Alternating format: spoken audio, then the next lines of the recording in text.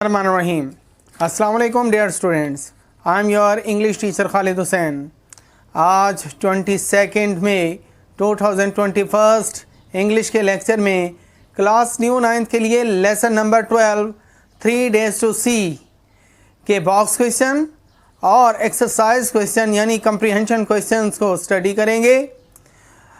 उम्मीद करता हूं कि आप इन बॉक्स क्वेश्चंस और कंप्रीहेंशन क्वेश्चंस को बगौर सुनेंगे और इन्हें याद करने की कोशिश करेंगे और किसी मसले की सूरत में मुझसे रब्ता ज़रूर करेंगे। तो चलिए आगाज़ करते हैं। Lesson number 12 3 days to see। आज के लेक्चर में हम बॉक्स क्वेश्चन और कंप्रीहेंशन क्वेश्चन को स्टडी करने वाले हैं। तो आइए फर्स्ट क्वेश्चन से आगाज़ करते हैं। How can you relate the underlined phrase eat drink and be merry with this paragraph.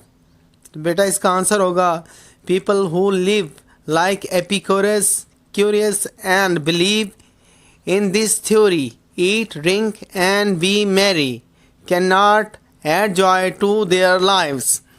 वो लोग जो एपिक्यूरस की तरह रहते हैं और इस नज़रिए खाओ पियो और खुश रहो पर यकीन रखते हैं, अपनी ज़िंदगियों में खुशी का इजाफ़ा नहीं कर सकते।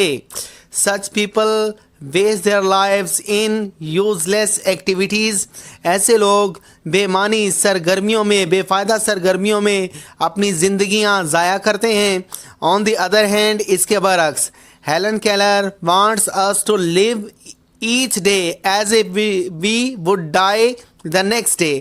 जबकि हेलन केलर हमसे चाहती है कि हम इस तरह ज़िंदगी गुजारें जैसे हमने अगले दिन मर जाना है या अगले दिन मर जाएंगे। Such an attitude will increase the value of life. इस तरह का अंदाज़े फ़िक्र उसकी ज़िंदगी की कदर बढ़ा देगा। जी बेटा, तो आप क्वेश्चन नंबर 2 को देखते हैं। Why is the rising of the sun so special for the author. मुसन्फ़ा के लिए सूरज का तलू होना क्यों ख़ास अहमियत रखता है। आंसर है बेटा the rising sun changes darkness into light. सूरज का तलू होना अंधेरे को रोशनी में बदल देता है। It reveals beauty everywhere.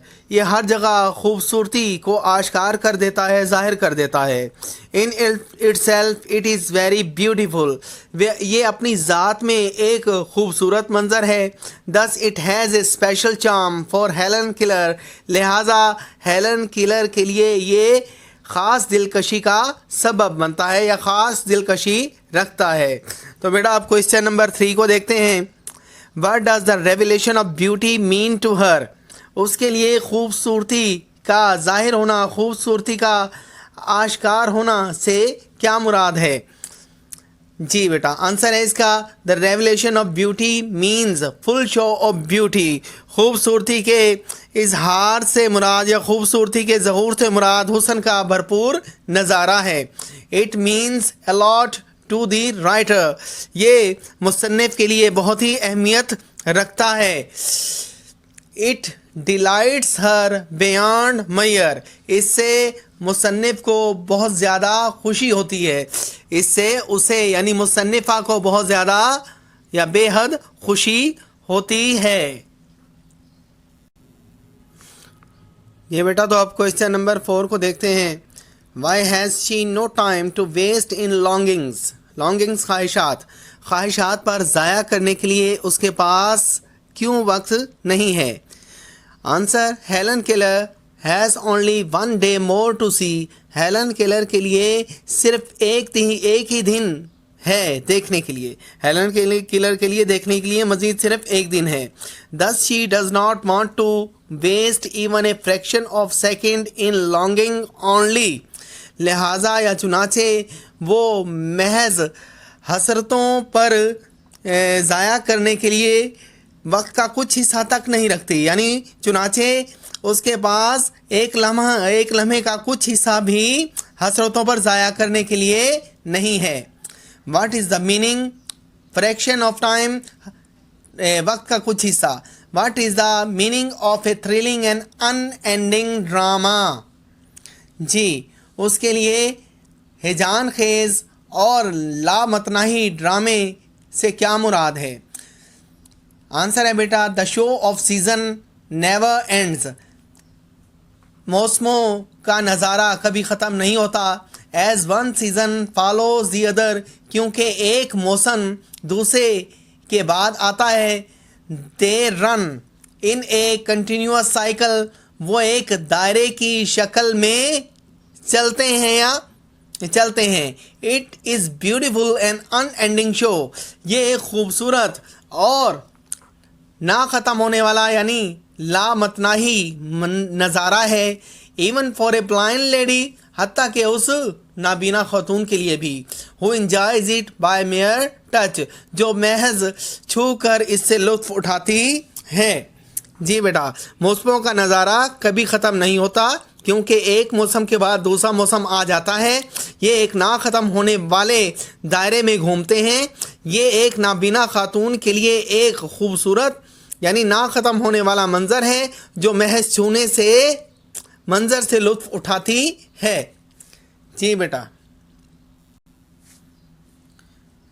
जी बेटा, तो क्वेश्चन नंबर 6 देखते हैं। Explain the difference between facilities and opportunities. सहूलियात और मौक़े में फ़र्क को वाज़े करें। आंसर है बेटा available gift is a facility, मुयस्सर नेमत। गिफ्ट से मुराद यह नेमत है, मुयस्सर नेमत सहूलत कहलाती है। अवेलेबिलिटी ऑफ फेवरेबल टाइम, मुनासिब मौके की दस्तियाबी। To get such gift is an opportunity, इस तरह की नेमत हासिल करने के लिए अपॉर्चुनिटी कहलाती है। यानी इस तरह की नेमत हासिल करने के लिए मुनासिब मौके की दस्तियाबी अपॉर्चुनिटी कहलाती है। जी बेटा, दोबारा इसे देखते हैं। मुयस्सर नेमत सहूलत कहलाती है, और ऐसी नेमत को पाने के लिए मुनासिब मौके की दस्तियाबी क्या कहलाती है? मौका यानी अपॉर्चुनिटी कहलाती है।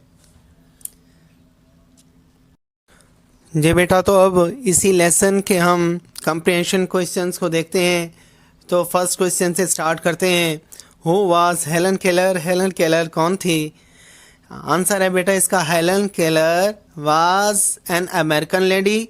हेलन केलर एक अमरीकी खातून थी। She became deaf and blind at the age of 90 months। वो 19 माह की उम्र में बहरी और नाबीना हो गई थी। She was the first blind lady who got the degree of bachelor of art. वो पहली नाबीना खातून थी जिसने आर्ट्स में बैचलर की डिग्री हासिल की। जी, इसके बाद question number 2, describe the thought expressed by the author in the paragraph.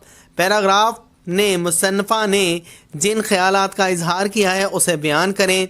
Answer है बेटा Helen Keller says, Helen Keller कहती है if we think we will die tomorrow, अगर हम ये सोचें कि हमने कल मर जाना है, हम कल मर जाएंगे। We will live today with full energy, तो हम आज का दिन भरपूर तवानाई से गुजारेंगे, भरपूर जोश से गुजारेंगे।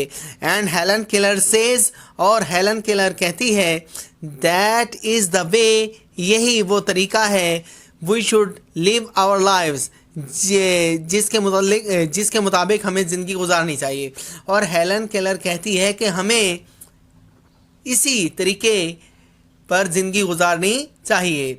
This thought is expressed in the first paragraph, ये ख्याल पहले पैराग्राफ में यानी बयान किया, इसी ख्याल का इजहार पहले पैराग्राफ में किया गया है।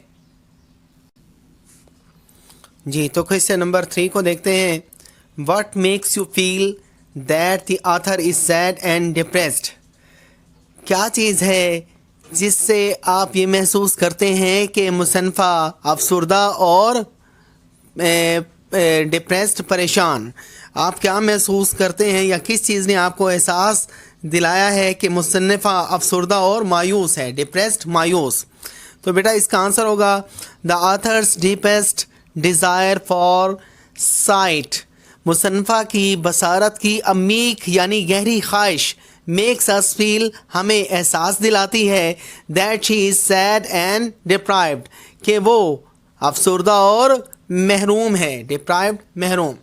जी बेटा question number 4, how do you get an impression that Helen Keller was a great admirer of nature. जी बेटा how do you get an impression, आप ये इम्प्रेशन ये तासुर कैसे हासिल करते हैं that Helen Keller was a great admirer of nature के हेलन केलर फितरत की एक बहुत बड़ी मद्दाह है। एडमायरर मद्दाह यानी तारीफ़ करने वाली। हेलन केलर, इसका आंसर होगा बेटा Helen Keller feels the delicacy of leaves and flowers. Helen Keller पत्तों और फूलों की नफासत को महसूस करती है। डेलिकेसी नफासत। She feels cool water flowing through open fingers, वो खुली उंगलियों के दरमियान से ठंडे पानी का गुजरना महसूस करती है। She feels the quiver of A bird, वो एक परिंदे की थरथराहट को महसूस करती है। All this shows that Helen Keller is a great admirer of nature. ये सब कुछ जाहिर करता है कि हेलन केलर फितरत की एक बड़ी मद्दाह है। मद्दाह यानी तारीफ़ करने वाली है। जी तो बेटा क्वेश्चन नंबर 5 को देखते हैं। The people who are deprived of sight, वो लोग जो बसारत से महरूम होते हैं। And not devoid of imagination, वो तख़य्युल से महरूम नहीं होते। Discuss it referring to the context, कहता है सबक के हवाले से इस पर बहस कीजिए। आंसर है बेटा इसका blind people are not deprived of imagination, नाबीना लोग तख़य्युल से महरूम नहीं होते। डिप्राइव्ड ऑफ महरूम होना, आरी होना।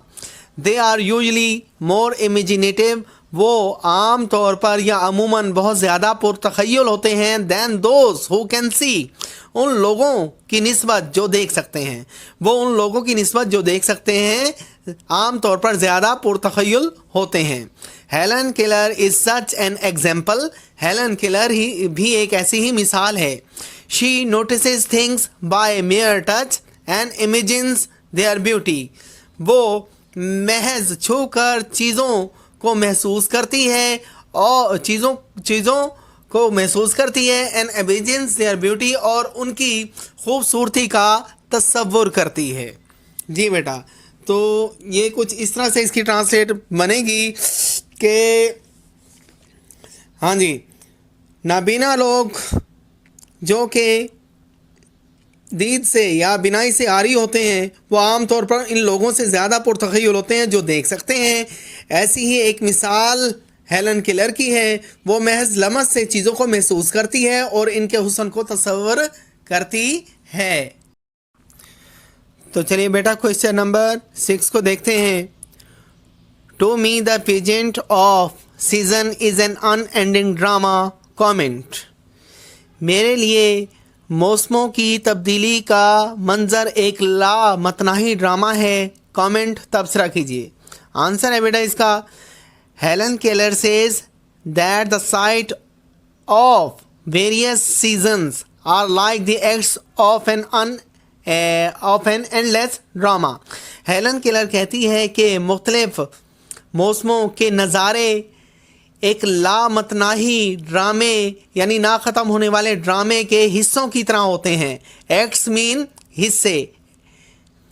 She enjoys every act of this drama by mere touch, वो इस ड्रामे के हर हिस्से को महज छू कर लुत्फ़ उठाती है या लुत्फ़अंदोज़ होती है। वो इस ड्रामे के हर हिस्से से महज छू कर लुत्फ़अंदोज़ होती है। जी तो अज़ीज़ तलबा, ये था हमारा आज का लेक्चर। उम्मीद करता हूँ कि आपने इस लेक्चर के हर क्वेश्चन पर भरपूर तवज्जो दी होगी और इसे गौर से सुना होगा। इसके बावजूद अगर आपके जहन में किसी किस्म का कोई सवाल हो तो आप मेरे नंबर पर मुझसे रब्ता कर सकते हैं। इंशाअल्लाह आई विल सेटिस्फाई यू। और बेटा आप मेरे लेक्चर्स को लाजमी देखा करें ताकि आपका तालीमी नुकसान होने से बच जाए। अपना ख्याल रखिएगा। Thank you.